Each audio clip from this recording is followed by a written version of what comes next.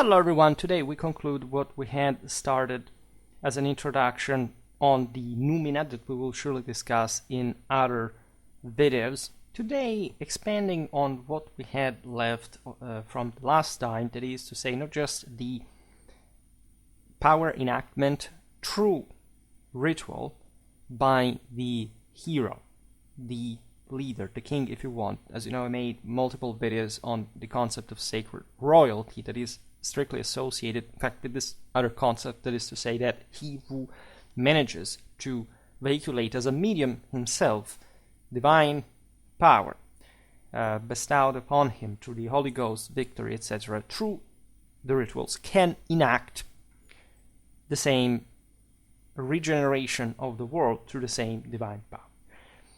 We talked about eternally rising as the king of the living. We talked about this space, fundamentally, and metaphysically meant, of course, between heaven and earth, where leaders operate, and that is fundamentally different from the two, and that is this constant action, right? That is the catalyst, fundamentally, between the two natures. Today we look specifically at this aspect, also reconciling essentially the traditional view with the with some ideas that are used also today, for example, by Christians, to fundamentally separate the ancient beliefs from the later current ones, forgetting, because of course it's not like all Christians, or even the majority of them, actually knows how truly Catholic Christianity is, and how truly traditional in that sense this ancient belief is, by connecting with the roots and the very identity of Christianity. So that is the problem. Most people, this is not a problem of Christianity or other religions, or in the relation between them. It's essentially a people's problem, as always. But how much the role of the king, as in the same Christian sense as well, with the in identifying with the Father, is intended to detach from any other earthly force that is by definition not perennial and eternally degenerating, among which in fact we include all the fallen elements that you can in part include, even what are conventionally called like say gods in general, in any kind of ancient context. I will not describe again the usual story that paganism fundamentally had nothing to do with Catholic beliefs before Christianity, etc. In any case, from this video it will be clear. Now, we can start from the ancient Indo-Aryan viewpoint, right? So from the Vedas, where the Brahmin caste is distinguished as a class of superior beings, recognized for their command over rights, where the Brahman is interpreted as the primordial essence.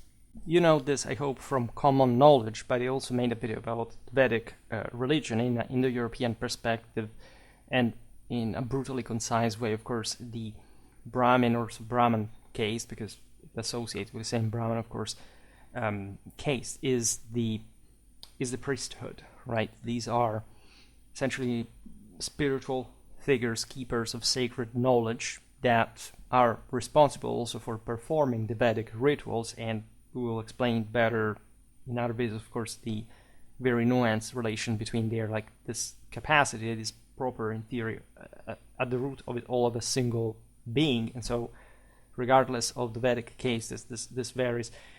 Think about Rome, think about other cultures. In any case, the Brahman is the universe, and so there's a source code in order to interpret the cosmic existence that fundamentally transcends any kind of mortal dimension, and is understood in that perennial sense, right? So in this context, the so-called gods, and that's what I was talking about before, are relegated essentially to spiritual forces that submit to the ritual, unless they embody the act itself, manifesting through or revitalized by it. This is extremely important because, as I was saying, whenever you look at, say, the plurality in general, not just the plurality of gods, but also of heroes and of men, etc., you realize that this exists just as a different reality from the perennial one, because this is fundamentally the degeneration of the latter into a disgregative, animistic sense, direction. That's why the ritual is so important in this sense, because the objective of he who performs it is not to fundamentally propitiate the gods in the common sense of Tao-te-ching, and so a sort of negotiable contract in quite pragmatic, almost material senses. It is actually a victory over these forces operating in the world, capable in fact of controlling them, and not just aligning them to your own purposes, but redeeming, so adding further unity and quality to the entire system through it and to them themselves, through, of course, a divine mandate, the Holy Ghost, what you receive by your own virtue from God, and that you must enact through the repetition of this, say, the rituals in a way that, of course, is sedimented historically according to the understanding of the universe, the Brahman in this case, which basically is the formula to come back to the one, to invert the fall and the generation. The Hindu tradition likens the primary religious act to, of course, a magical process operating mechanically and placing the concepts of good and evil into the hands of the practitioner without ethical constraints. This is also relevant, as we've seen, that in order to achieve divine transfiguration, you cannot fundamentally operate just in a purely Apollonian context. You actually must summon, we were just talking about this yesterday in the video about knightly combat psychology, the darkest forces of evil in order to tame them, right? And not remaining essentially always in this background where they keep nurturing themselves of your own fears and therefore limitations. The way of the left hand, the way where the fire of death blazes, this is what by action he who performed the rituals must achieve, must essentially be a conductor of these forces in a way that truly molds the world at his own image, at his own will. Conducere, right? Conducere. So literally leading together with these elements, with these forces, that thus are not without a head. The ultimate, again, goal is gapping the distance that exists between the two natures that I made a video. Thus, it is through this individual's intrinsic nature rather than the representation of another that the Brahmin caste asserts their authority. At the same time, it's crucial to understand that the doctrine of the two natures, as we've seen, is not just about a divine mandate bestowed on someone, but fundamentally, as we just said, the self-actualization of same spiritual forces wanting to come back to that dimension is truly different in a metaphysical sense from the earthly domain, which can augment, we will see better now this Augustan Sebastian meaning of the concept, that reachieves the higher nature by bringing this world back, right? So it's not a vindication of a hero, of a victim, of somebody who is incomplete in a divine sense, but it's the same capacity of the Holy Ghost of manifesting in this world from the higher nature through the sheer power of these figures, the sheer will to power. In the context of the Far East traditions, the figure of authority in question is seen, as we were saying before, as we've seen also in other videos, as occupying a space of literally a third power between heaven and earth, right? This is what Zongyong says for 24.1. Zongyong, often translated as the doctrine of the mean or the middle way, is a key concept in Confucian philosophy. It refers to the idea eventually maintaining this balance, this perfection, harmony, that people understand more in sort of human terms, like being moderate, acting in just in a balanced way, almost like an Aristotelian sense that encompasses just one dimension, behaviorally avoiding extremes. But of course, the term is deeper in a metaphysical sense. It refers to the reenactment of the cosmic order, restoration of divine perfection. The term comes from one of the 4 books of Confucian, as in fact the Zongyong, traditionally attributed to Tze. It was a grandson of Confucius.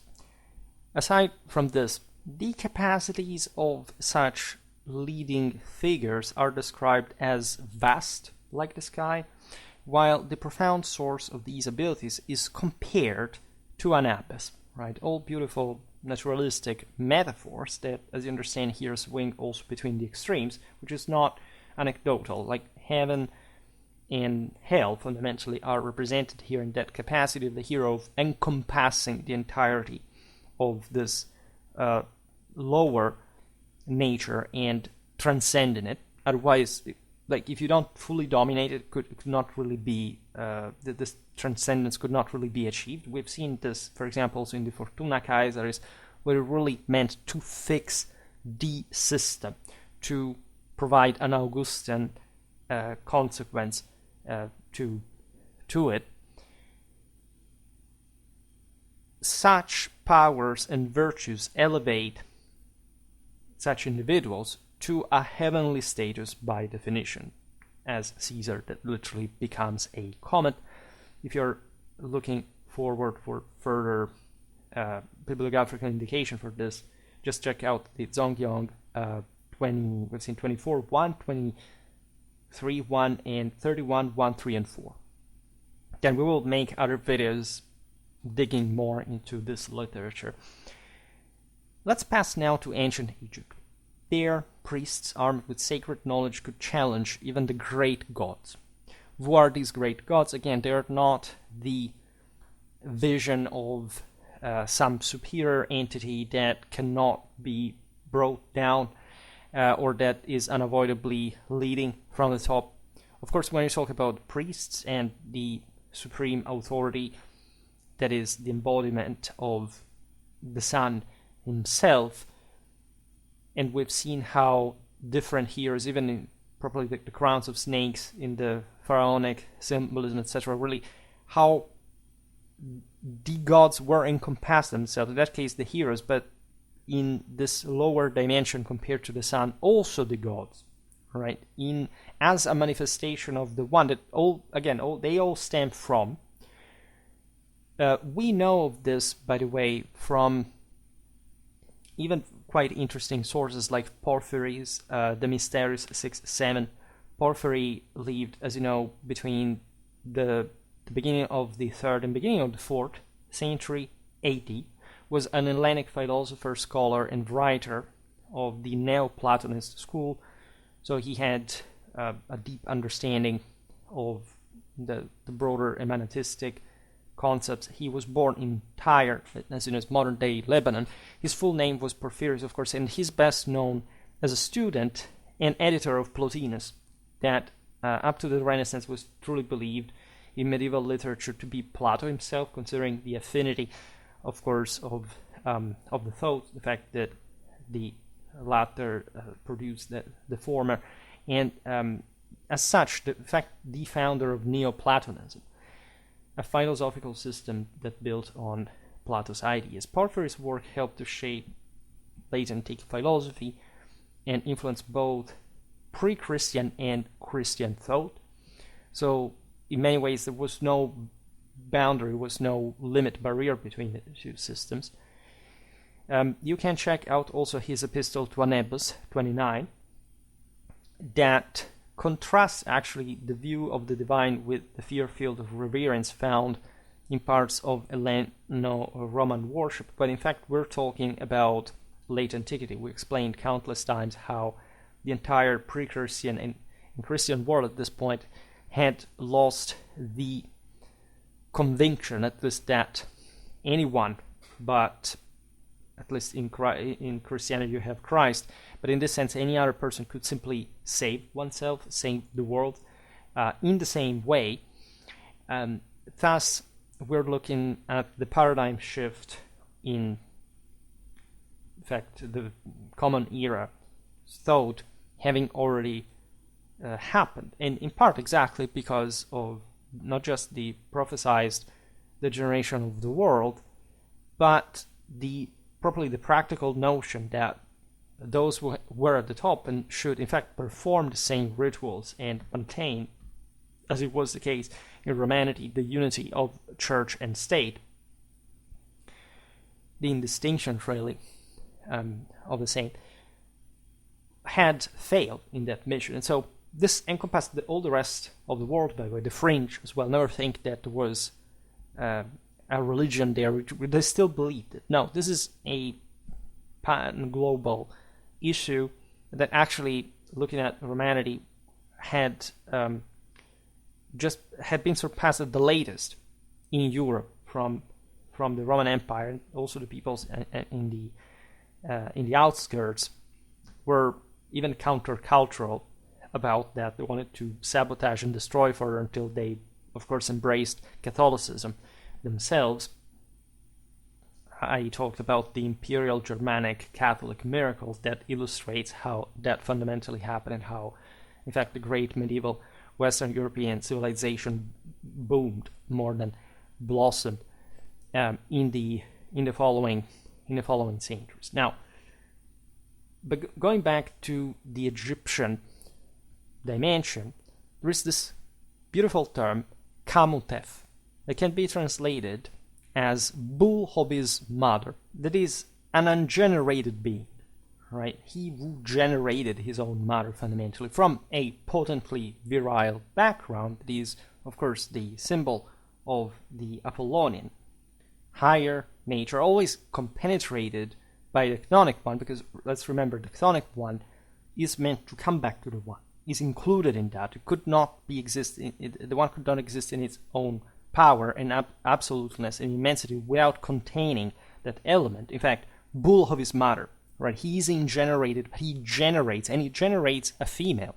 He generates she who is actually his own mother as well. And so, of course, there is a transcendence that is understood even very well in metaphysical terms of as much as, these connections that exist, let's say, between the leader and the retinue, but also, in fact, the paterfamilias, for example, owning, literally, also legal. This was true also among the Germans, from a legal point of view, the mundium. We've seen it, for example, in Lombard law of, for example, his mother when his father was dead, for example, and as a husband who owned one of his wife, right, that technically in that sense belonged entirely to the man, could not be separated, and that was the purpose, the metaphysical unit of the family, that was generative, of course, further life through that very power of generating one, and so showing the redemption and the rebooting capacity of power by bringing to life more life, right? And in the Egyptian culture, this kamutef refers to the same Egyptian king, right? The same son of Ra, who epitomizes So the son of himself, to a degree, epitomizes the primordial essence of a virile figure, simultaneously acting as both the conditioned and the conditioning force concerning the divine. In this figure, you can simultaneously appreciate action as both the conditioned and the conditioning force concerning the divine. You're enacted as much as you're acting yourself. In one pre-rite formula, the Egyptian kings state, quote, "O gods, you are secure if I am secure. Your counterparts are safe if my counterpart leads all living counterparts. All leave if I leave." Right? This is the same concept of the forces of evil the gates of hell shall not prevail against the church. It's a self-fulfilling prophecy. It's the notion that we are entrusted with a sacred fire that must shine throughout the entire night in order for it to rise again the following day. We are the torch bearers. We are the ones who can destroy everything and we can restore everything. There is nothing, this is the meaning of the formula here, that in nature goes wasted when it comes to divine power and reunification with the One. Right? All is saved by God. This was concerning for certain scholars, by the way, that studying ancient Egyptian pharaonic royal traits witness some similarities with the Antichrist as essentially a terrestrial prince from a lens of devotional faith that is self-referential in his own power. In other words, they, especially, this depends of course on the background of these Egyptologists, but the notion is that Christ was basically the same thing. And there is yet a more subtle association, that is the fact that according to this formula, this hero would sound dependent on other forces as well. But this is a misunderstanding of how the Imperium proceeds from God through the world and from the world, because whatever is alive out there is still provided with Imperium, but there is a hierarchical principle whereby in order to come back to the One, all this Imperium must be reconferred to the leader by those who will basically follow him out of his own imperial achievement, so to corporatistically recompact in a single body, where all the elements are located exactly where they're supposed to be in that hierarchical order. Hence what I was saying before about the necessary role of the Dionysian in divine achievement, of course subordinated to the Apollonian.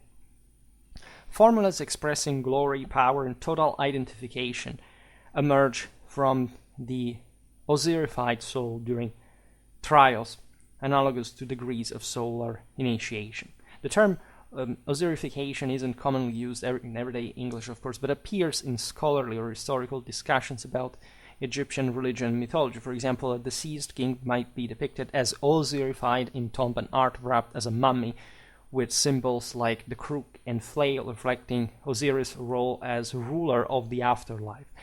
It's about becoming one with Osiris' essence. Think of it as a spiritual assimilation into his identity. Right? So this is necessary because we are seeing here an initiation rite that entails death, entails the path where the fire of death blazes, entails this transition, this abandonment of the former nature and the passage into the spiritual one. We've seen it also in the video about the three souls of man. There is just one that basically has this transfiguring power after death and is the one that is going to be judged, right? That has basically to surpass, to win the second death, because not just the individual dies and the soul basically detaches from the other two, essentially the individual and the somatic, the ancestral, the clanic one, but it is going to be judged, and it's only at that point that the soul can, in virtue of course, its merit, to earn a place in heaven, in the firmament, and from there, as we've seen, for example, yesterday, while talking about for example, the soul of that knight that would come back fighting against the infidels during the Crusades from heaven. This is exactly the same thing. Will keep participating into the world, right? You realize how this all intertwines, how it's all part of the same identical belief. Since millennia, everywhere, it's part all of the same old Catholic tradition. Similar concepts can be found in the Alexandrian writings. In a Christian context, Hippolytus Philosophumena 1.8 specifically described a, quote, holy race of the without kings, characterized as, quote, autonomous and immaterial, functioning without being acted upon.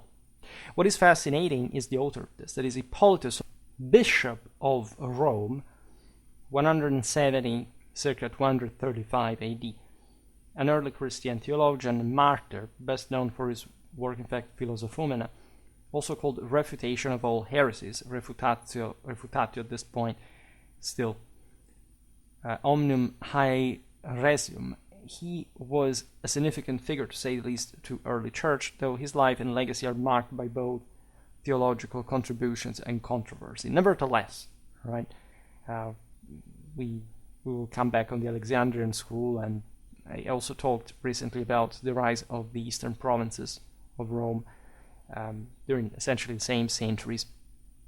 So we are looking here at the race of the without kings, people that are inherently free, right? They are autonomous as well as immaterial, at least intended. There can be controversy, but in a truly Catholic sense, it simply means that it belongs to the higher nature, which is not meant to be material or immaterial, but something that transcends both fundamentally. So would not fall, in other words, that function by without being acted upon, and so that have fundamentally achieved that plenitude, right? So what I was saying before regarding the, say, power of the gods of intervening on the same existence of someone, like, is deriving from the fact that people are generated, people are, let's say, grown in an earthly domain. I mean, think about Christ that is present from Genesis in creation and openly next to God by his will, but also his own at the same time. That's why there is no real difference in that. That's what also you should really interpret correctly Christianity, like, which is, of course, truly done Catholically wise, but that also are, in the moment in which they are incarnated, subject to forces that, again, in the bigger scheme of things, are actually run by themselves as well, but that do not deny their growth and development. In fact, Christ does develop and grow throughout his life in learning and understanding. So it's something that transcends even that conventional existence that we understand as mortals, as humans, and that is true at the same time, right, in the perennial dimension. This notion, by the way, of operating independently resonates in the Weiwu way that we have seen in the video about the traditional Chinese understanding of leadership. So the acting without acting, right? A sort of prime unmoved mover, like in Aristotle, in scholastics, reflecting the virtue of heaven before we were observing the same balance expressed in the Zongyong, the doctrine of the mean, the middle way. That is exactly the same notion, right? And that again is reflected so easily throughout all religions. It's impossible really to miss it, right? Again, so similar from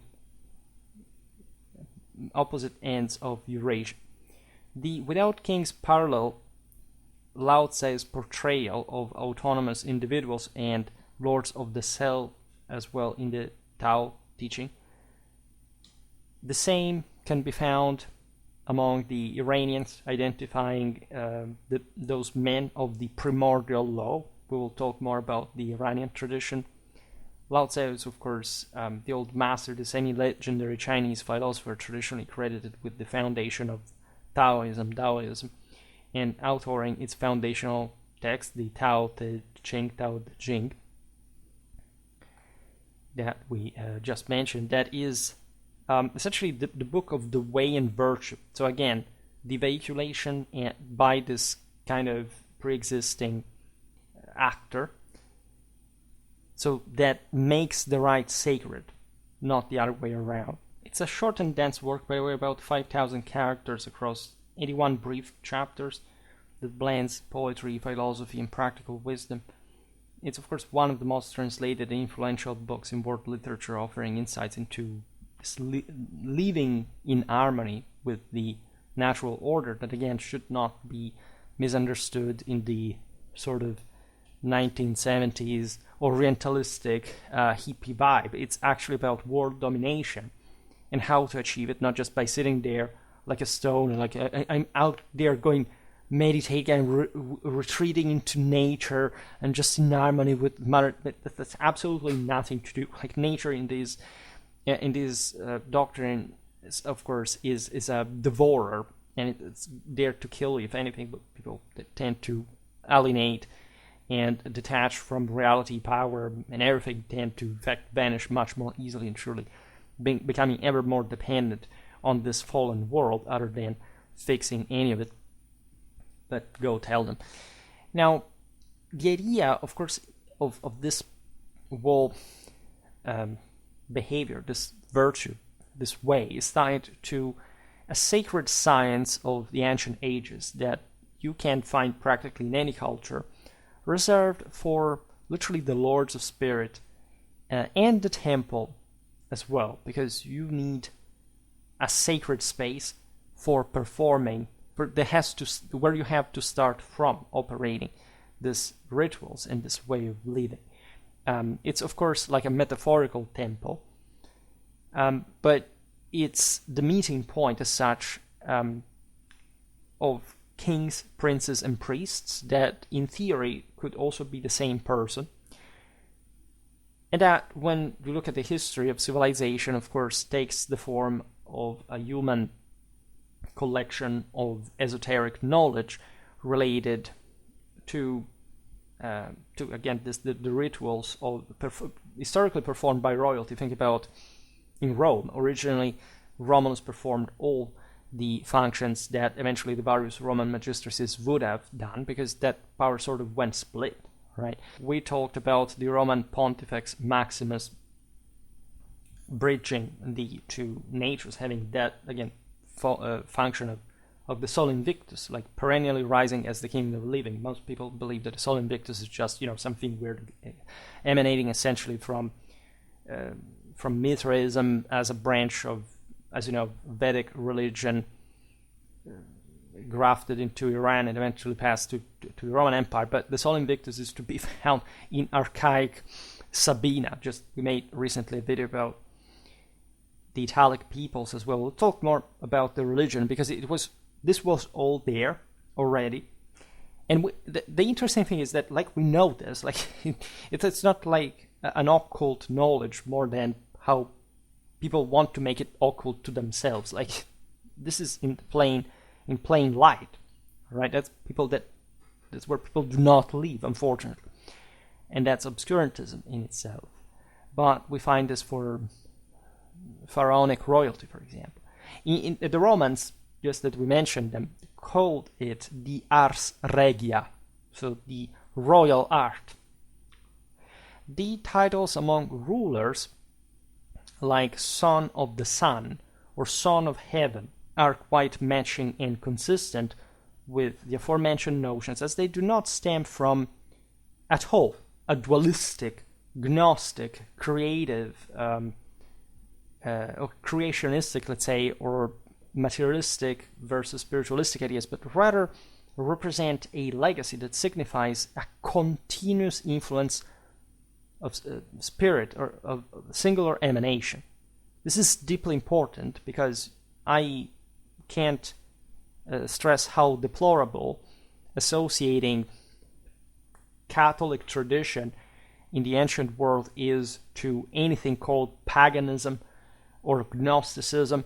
These were essentially the extremistic, leftistic, terroristic ideologies that had nothing to do with all the great Indo-European cultures, mythologies, civilization. These were the beliefs that the lesser people crushed by the conquerors had, right? Had nothing to do with again, in the European religions, and also this one, look at Egypt, China, etc., they were all Catholic in their most intimate nature, right?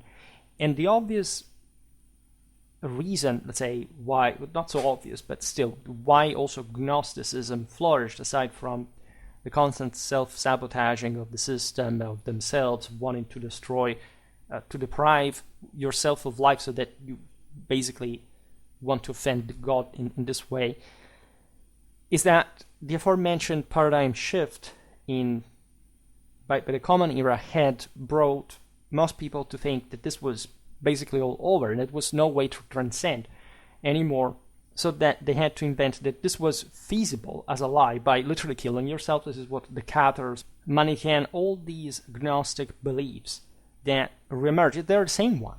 Communism is one of them, by the way. It's just contained within it.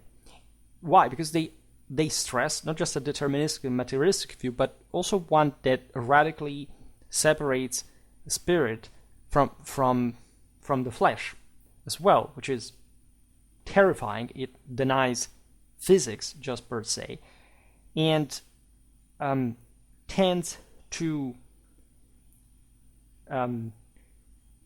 hypostatically separate the two natures by saying, look, there's no way to bridge them anymore, so you're done for, let's destroy everything because there's nothing to live for.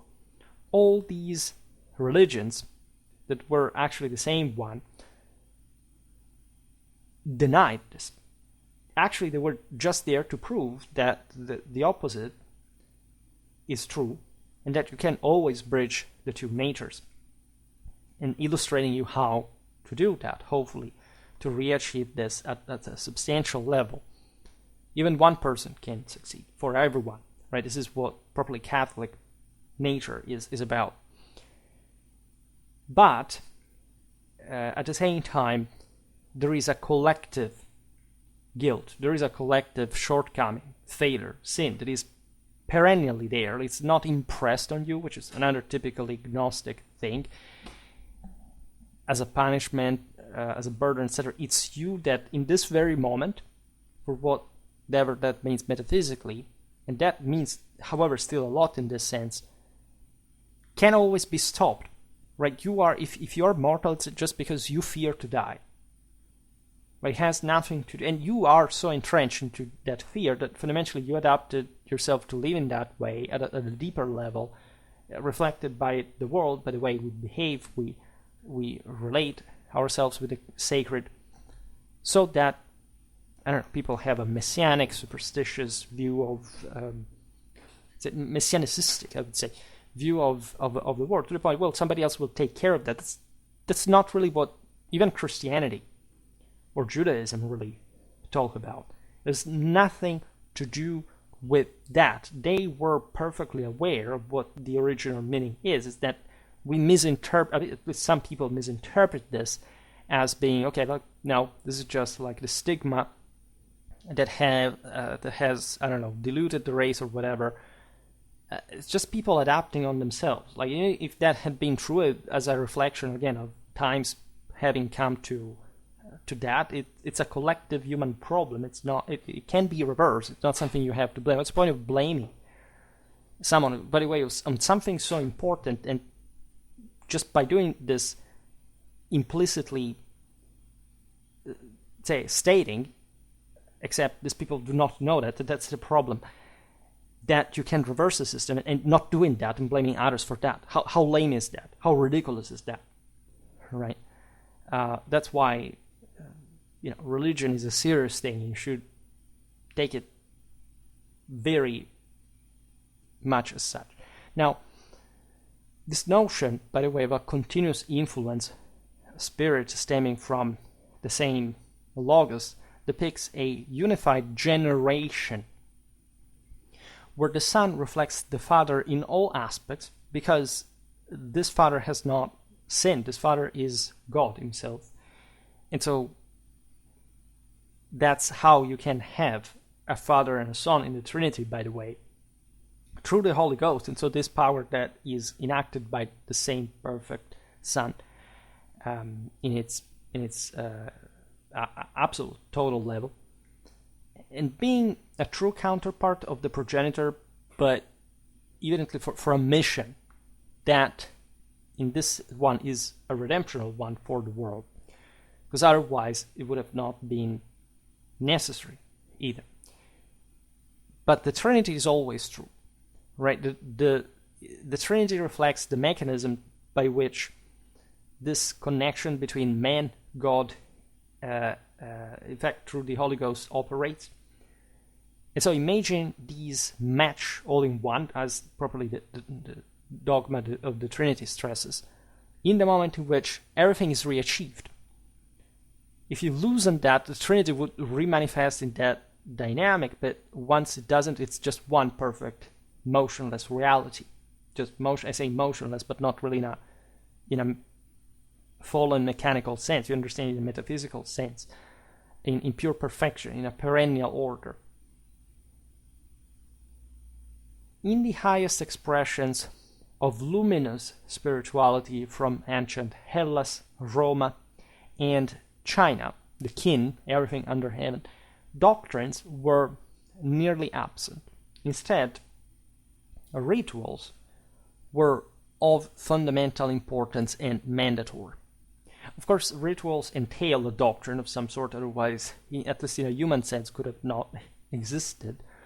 However, the deeper meaning of the ritual, as we've seen in the previous video, was the one of sort of embryonally reflecting the ultimate purpose of the divine, that the higher the status, the condition of the performer, say the less sketches he would have needed to follow in order to perform. I mean, of course, the ritual is in here also a metaphor, right? The way we know it in more strictly historical human terms is, of course, just the obvious material, like there are the formulas, etc. But it was intended to mimic this act of pure will. Always remember that what the numen is, the etymology of which stems literally from nodding, and so just like providence, making things happen just by sheer will to power, just by opening your eyes. This is also the meaning of the Eye of Ra. The world molded at your own will, expressed by your wisdom. In fact, in Indo-European, wisdom has the same etymology of video, right? So across Germanic and Latin, you have the same identical concept. You're knowledgeable because you are powerful, because you can see, because you can foresee, because you can provideo, hence providence, right? Which is not passively lived, but directly enacted by the hero. That is eternally rising in this space between, as the king of the living, but always struggling in this space between God and man, this dimension between God and man, because he's performing that, he's enacting that, he's working to do so. The ritual itself was just a litmus test to assess the genuineness of belief, of faith, rather than the acknowledgement also of this individual's way to the divine, that could in this sense be separated from specifically pre-established doctrines. Remember that the aforementioned providential idea is connected to the fact that just like the thike that eventually came to be translated as fate and therefore something passively lead, was actually the will of the heroes. This is the same also in the Germanic tradition. We find it also in the medieval poems, sagas, etc., that there is still this echo throughout all these cultures of the fact that in theory, like, a hero could dodge fate in some way or another, but also, the Germanic epos is, you can't do it for so long. Quite tragically, the hero dies because of some sin that he had originally committed to stain his absolute purity. And so sometimes, again, you can change things out of your own virtue, but at large cannot change too much anymore. In any case, the original meaning of the rite did definitely highlight the significance of actions over theoretical ideologies. Action is more important in that sense. Contemplative life is important in a human dimension in order to eventually act upon the acquired wisdom, but primarily or originally, ancestrally, action came before, because people were less fallen, degenerated than we are now. It was not the lack of belief itself that was considered sacrilegious and irreverent, right? But rather the neglect of these rituals, right? Irreverent was, here in this Hellenic text, for example, translates as a sabeia, privative alpha. Sabeia stands for this, the same etymology of the term Augustus in Latin. It's from augere. Sebastos is this idea of incremental power, of capacity to invert the fall and re-increase power and expand power. All right. So the fact that somebody would not really adhere to formalism was not seen as a problem religiously wise. It was the neglection of action. In a way, it could also be repeated once it was seen as successful through the rituals that in part are the gradual sclerotization of the same action that, however, was meant to, by being performed in the same originary way, to fix the issue. And or again, there were other ways to perform these rituals that would change over time. As things were happening, as nothing could really and fully be the same. That's why the metaphorical aspect is also interesting here, how it's not really something fixed, right? It underscores really the core tenets of spiritual involvement. That's why the rite in itself is also not merely formal in nature. It is at least a path for re-augmenting your own power, right? Especially the Protestant world, of course, fought against the notion that mere formalism is useful, which is actually also a Catholic idea, but the difference is that following the Catholic rite is the affirmation of the closeness, of the vivacity, of the actuality of the sacred in the wake of the mayores, of those who really knew the way, and that all these texts talk about, and that therefore is a gateway, again, not the end of the mean, but a mean to an end, without which is difficult given this current state of mankind, especially from a Protestant point of view that literally states that no work is ever relevant or useful. This is like shooting on your own foot. One thing is saying, okay, well, we depreciate formalism because we actually believe that we can do better by ourselves. And no, your entire point is that you cannot do anything by yourself, even by wanting it. And so at that point, it's Catholic tradition thrown out of the window and complete human annihilation.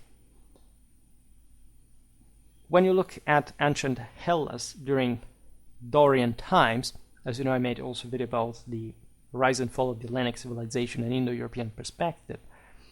Emotional connections were lacking. The beautiful purity of geometric patterns of phase of Hellenic art really reflect this. It was this coldness. The Dorians, as you know, were essentially the most successful of the Indo-European invaders of Europe, the ones that had, in a sense, the best place won, and that affirmed themselves in such a crystal way that also informed at that point that more rigid, self-referential Hellenic and Byzantine mentality, but that originally stemmed from the fact that the certainty of this tradition was so fixed that by the original invaders that there was nothing else to do, and so people relaxed on top of this, and the system went those directions, but also achieving so much for the rest, right? But no emotion, no fear, right? So no, especially we'll talk about emotions again, because emotions are not definitely an indicator of power. They represent this contrast, but in a human sense they're there necessarily so. And so the best way is not to be devoid of emotions. That's tendentially the best way if you can achieve that. But in the moment in which you act in a still imperfectly human, sinful way, still the point is, it's what the Zongyang says as well, to use these emotions in the appropriate fashion that will actually lead you to an emotionless state, because the consequences of those actions will give you what you want to a point that will make you ever more precise on this, to the point of not being agitated, to the point of not fearing. By achieving, fearing less. The Dorians rather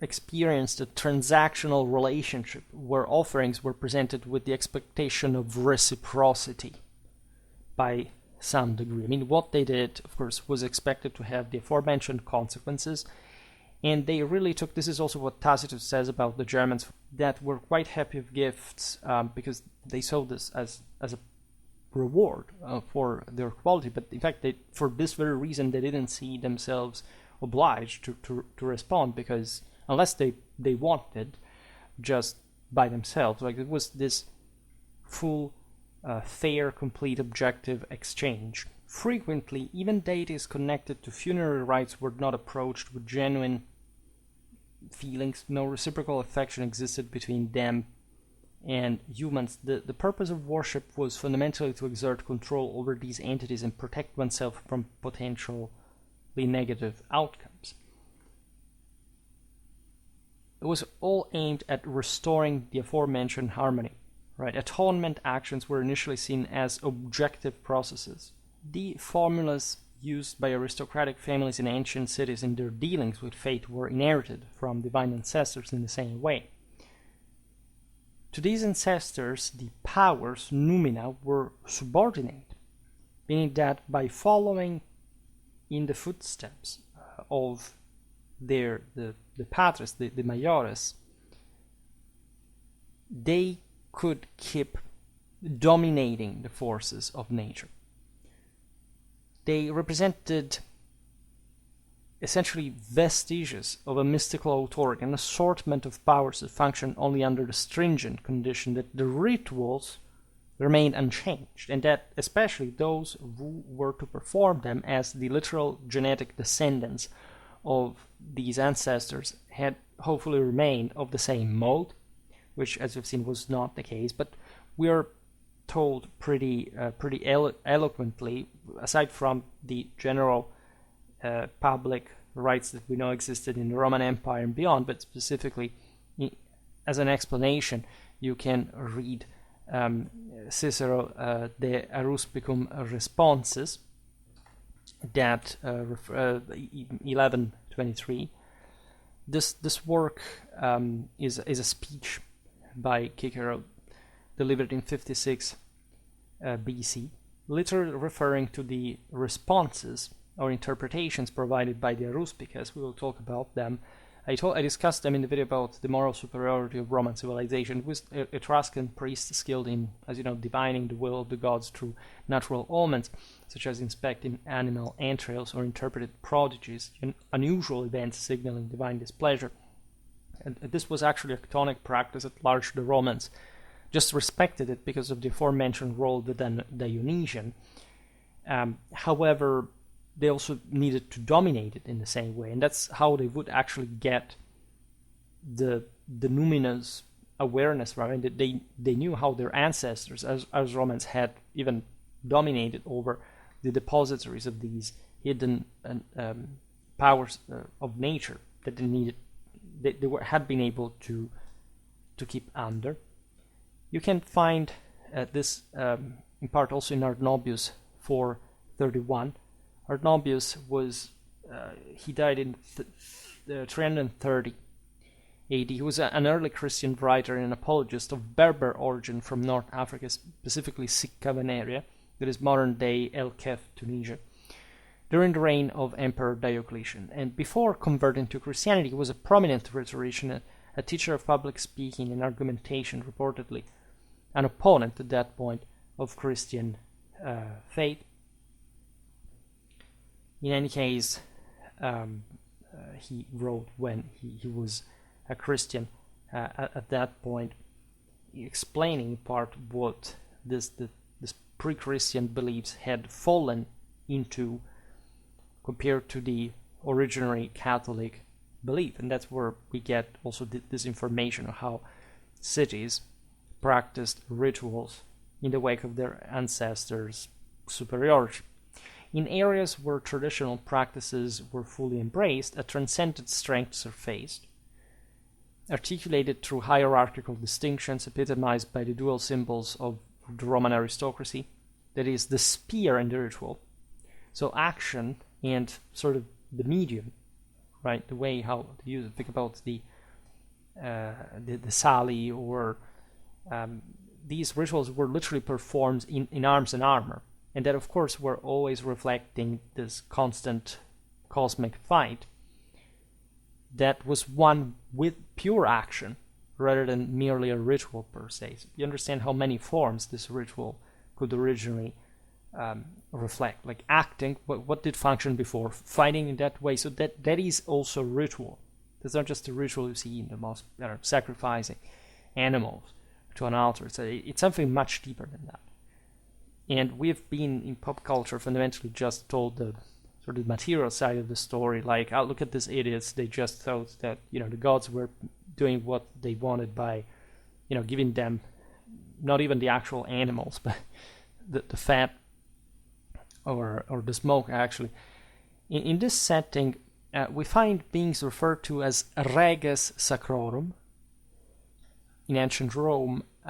So these are both independent and frequently sanctified by Olympic immortality, as they are the depositories of religious knowledge, overseeing divine and visible forces in a manner akin to their dominion over the humans that they governed. Remember always that the highest magistracy in Rome was the Pontifex, all right? Pontifex Maximus, even. That was a royal prerogative. It wasn't just a merely, anecdotally subservient reverence to religious principles. It was probably the notion that the most powerful individual in Rome had to maintain this royal prerogatives. It had to be a rex sacrorum. There was actually probably an office on its own that was arguably the most important of all, as it did reflect that level of awareness that had also to reinforce, in fact, the belonging to a system where such people could be seen as kings. In the video about Pyrrhus, we're told that when his ambassador went to visit the Roman Senate, he reported that all these men looked like an assembly of kings rather than an assembly of people with a king. that in fact at the time didn't even exist in Rome per se. Now, the progression from such heights, such as the ones of the Reges Sacrorum, to what we currently recognize as religion, as you understand, including temporary interpretations of the priesthood, is extensive and characterized by a downward trajectory. Right? It's not, again, a problem of the church, say in the West, or how, in fact, the Catholic rite was maintained. On the contrary, it's always people's fault. It's always the incapacity to see how the system gradually gives way, how it breaks down, falls apart, because the incapacity of people to will that kind of power. That's basically it. It would take just that few to know the gradual progression of religious standards of people rather than religion. Just think how the concept has been shifted. Like, there is something like religion that is a fairy tale that stupid people believe in. If you're a bigot or that you're fixated or a narcissist, that, as it also happens, like wields it as, oh, look at me, I'm special, but they don't even know what it actually means. It's something outside of themselves. It's mostly thinking that everything will go well, that something will protect it. That's pure paganistic superstition. It has nothing to do with Catholic tradition, nor in a Christian nor in a pre-Christian sense. Right? Pre-Christian Catholicism was as beautiful as you imagine, and it had nothing to do with this nonsense. Right? So this is, again, not a problem of the religion, it's a problem of people. Let's understand this.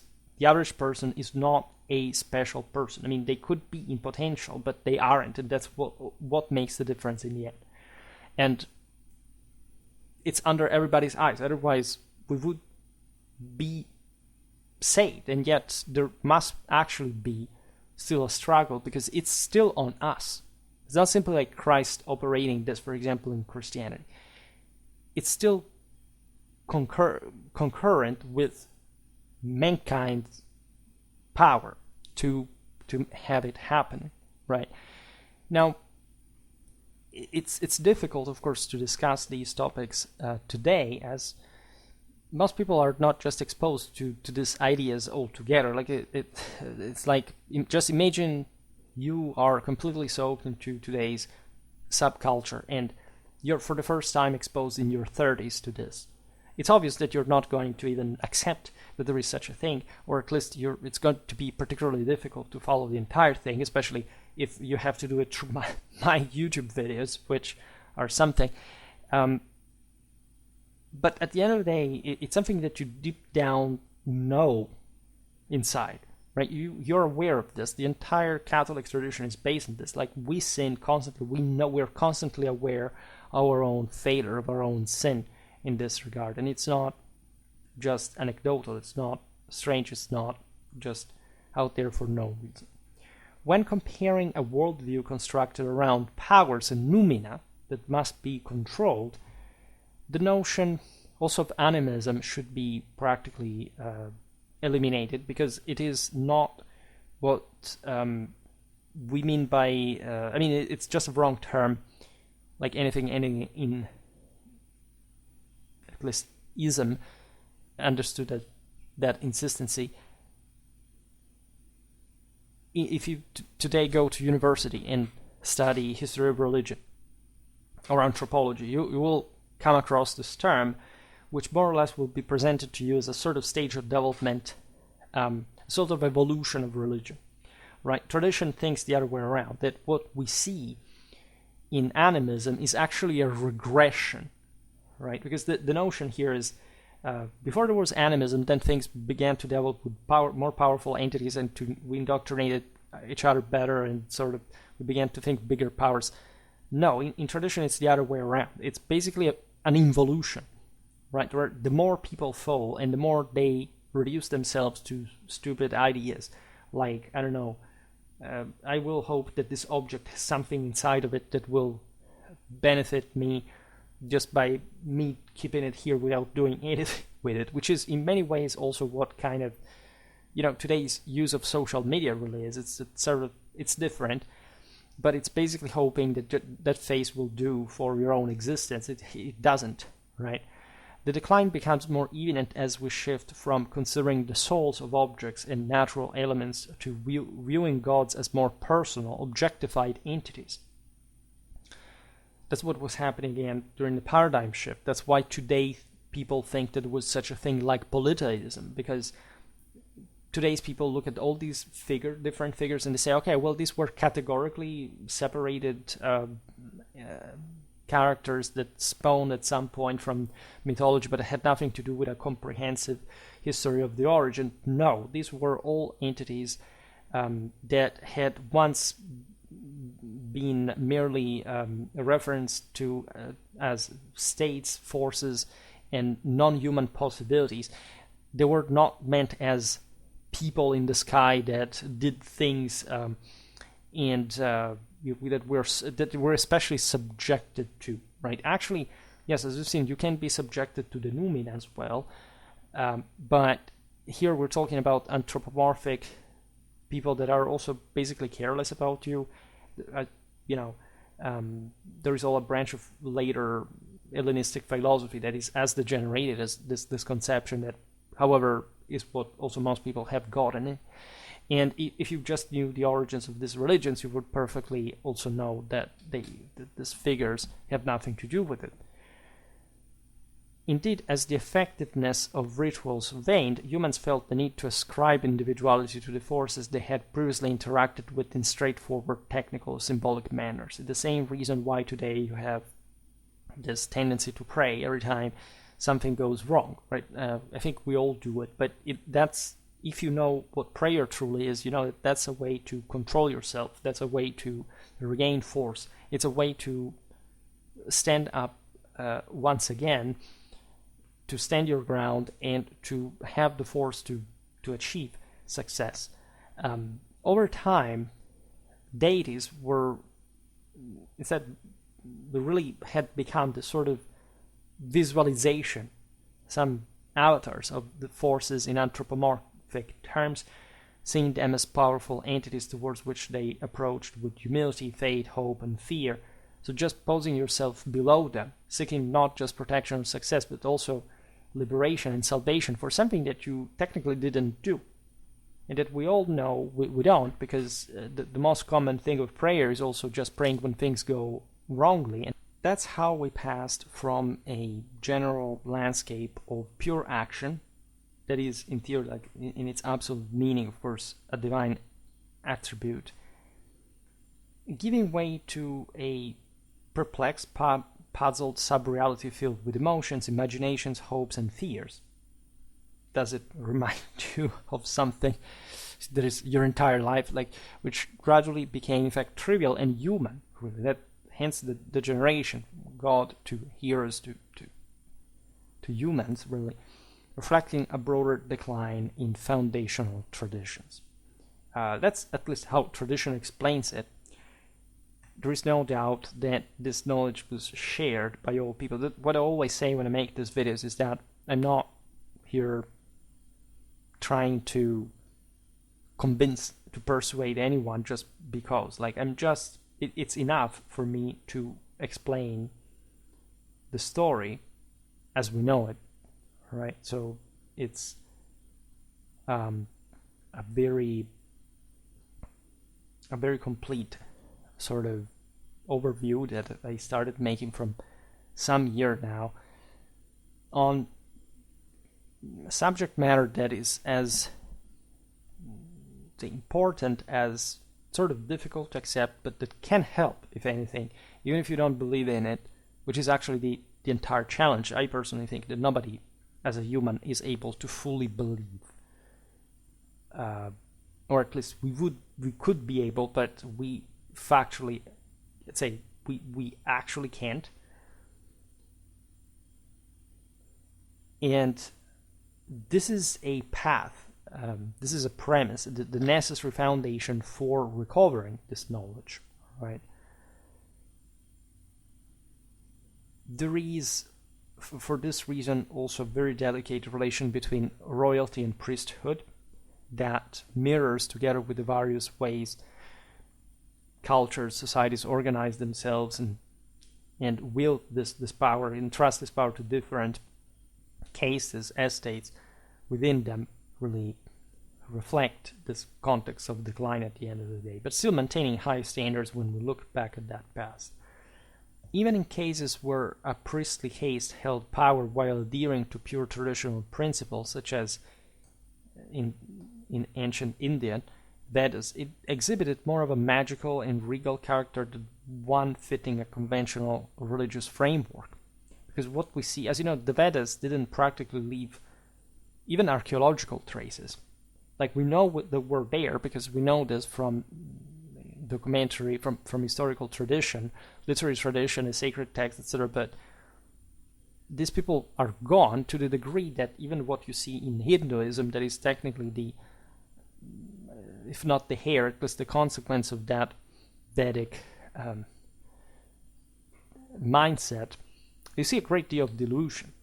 There is an overbearing chthonic essence in Hinduism that is the load of sin, of corruption that proceeded from the continuous fall. But just think how powerful this belief was to remain still as the foundation of one of the largest world religions. We will talk more about magic as well, because it's an important and underrated topic, especially when you see it clearly not in the sort of current understanding influenced by biases and misinterpretations, nor in its sort of narrowing down that it had also in ancient experimental sciences that were reflecting, just like in religion, that kind of detachment from the absolute principle already in that era. Magic is also very metaphorical in a prescriptional sense. You must understand the hidden meaning behind that. You can argue that here what we would conventionally see as magic is this unique approach, the same spiritual reality emphasizing a focus deeply intertwined with tradition and royal initiation. Furthermore, it's unwarranted to criticize the connections between a magical worldview, pristine ritual practices, and the direct, impersonal, numinous understanding of the divine by comparing them to the lifestyle of savages who, as we were saying before, actually lack genuine religiosity, at least in the way we describe it in an animistic way. At least the best way to see them in this way is this involution, right? The fact that even though they are savages, they are not, in spite of not being the originary depositories of that knowledge, they are just however, the significant, that much, the generation of remnants from ancient races and civilization.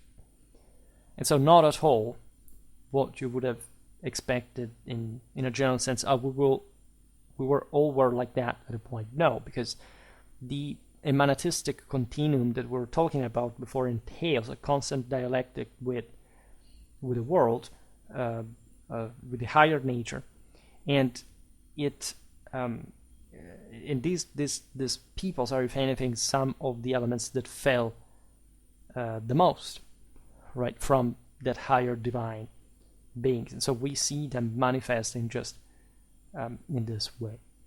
And so when you look at animism in the way it's currently described in anthropology, you're looking at the most deteriorated form of the originary concept. So this materialized, obscure, and essentially witch-like form that is but a pale shadow of the original principle, right? So all the rituals, all these practices are just a mimicking of something that was lost in the ages.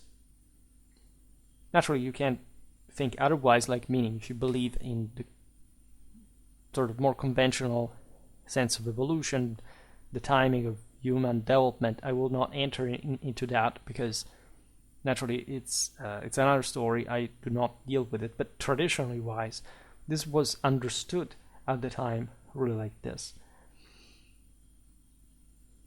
so some groups that fundamentally had fallen the most, that had maybe evolved even from some, maybe they had achieved to evolve from even lower realities that we're not of, like think about reincarnation. Even in the Hindu system, like some humans can evolve. Like what are animals, for example, right? That's very interesting. If you believe in evolution, you can believe in involution. But then there are some other problems. That is to say, we don't spring from the earth, we spring from heaven. You have to explain that in a concrete sense. It's not that easy. Nevertheless, the more vibrant, conscious, and effective forms of religion that the spiritual vitality and virility of tradition embodies truly have nothing to do with this unfortunate degenerative remnant. And so magic is something else, and you must always filter it on the basis of all these various stages, and always asking yourself, who were the people who did this, and at which point of their history, and with which kind of capacity, with which awareness, let's say. Now, regrettably, this misunderstanding is common among basically many historians of religion. At least they do not go too much in depth into the how and why they believed this. Like, how did they create this belief? Because, when you go, this is a very important history of religion issue, because if, as it happened to me, for example, you go to university and you start studying a manual of history of religion, the thing is normally presented to you, well, there are these peoples that began to believe these things at some point, and then they evolved into some kind of more complex ideas, up to arriving to sort of kind of an atheistic and monotheistic system, and then here we go. The ultimate point is believing this is nonsense and being atheistic in some way. Well, this was not really indicated in the books, but in the sense, if you deny the aspect of the origins, you, especially, this is how it happened to me, they teach you mythology in this primordial sense, but they do not even start talking what that primordiality meant to them, in which terms, and how much this original knowledge was really believed in this universally uniform way. You cannot appreciate the ultimate understanding of this. In those manuals, nobody normally tells you about the fallen elements, right? The only way you will hear this is basically reading the Christian history page, and the Jewish history, the Jewish religion, Christian religion aspect, and saying, well, there are these people who were fallen from creation, this heavenly status, and you will know it essentially just through that lens, through that filter. They actually believed it everywhere. And this is how they explain the fact, and also, you see, not just the fact of how we are humans, because you would think this is rationalized just as we are humans, and this is only there is to know. No, mythology is specific in asserting this in between the two natures, as we were saying before. Think about giants, think about angels more than else, and all kind of figures that had a connection with some superior force, that even in the chthonic element was a product of this fall, this creation that has began through this emanatistic principle, fundamentally, of degeneration, which poses lots of other theological and metaphysical issues, like that are, to this point, I don't think they're really investigated in history of religions as they should, right? People prefer just to fundamentally study how, today, I don't know, in 21st century Indian sects, they have a relation with water, this kind of ideas. The point is, let's look at the origins. This is, at least as a historian, I think I'm pretty biased for this, but I think the origins are fundamental. How can you tell any story if you don't tell the history of the origins?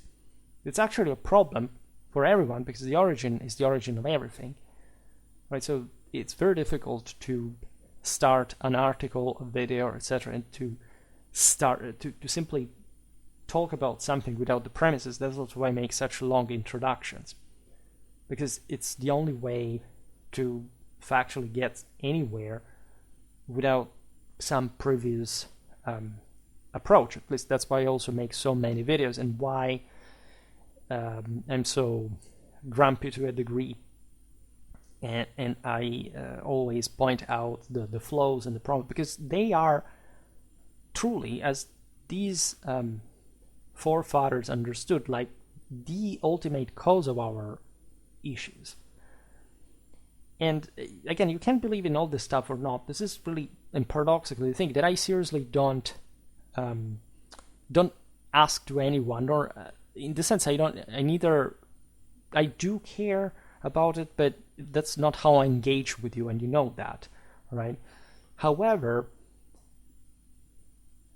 just be aware that the way the stuff is taught is missing entirely that space between heaven and earth that instead all religions present us with as being continuously bridged by figures that are the figures by antonomasia, in that in this sense reflect also the deficiency of our educational system, right? If we all pass through this, everything would be much easier, would be much more complete. It would lead us somewhere that fundamentally helps everyone with also just a minimal culture, a minimal dialectic, a minimal vocabulary in history of religion that is conducive to at least a unified understanding of this all. It's not just about analytic perspective, it's properly understanding that, especially in history of religion, this is all interconnected in one way or another, because we all believe this stuff everywhere, right? There wasn't even properly a boundary for this. We will talk more about how it really happened.